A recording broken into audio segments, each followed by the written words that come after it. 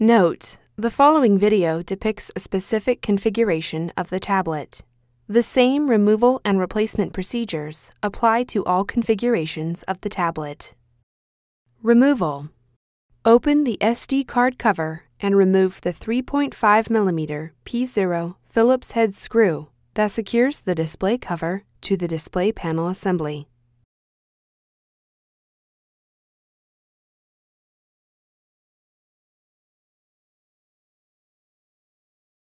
Insert a case separator tool between the volume up button and display cover. Carefully separate the outer edges of the display cover from the display panel assembly. Caution: to prevent damage to the display cover, take extreme care when the case separator tool is near any of the external buttons or connectors.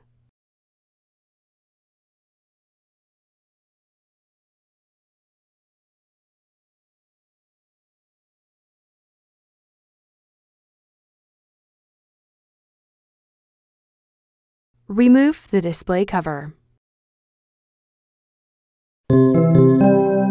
Replacement. Note: before installing a new display cover, remove the following from the old display cover and install on the new display cover. External buttons. Place the display cover onto the display panel assembly. Carefully press down on the edges of the display cover to snap it into place.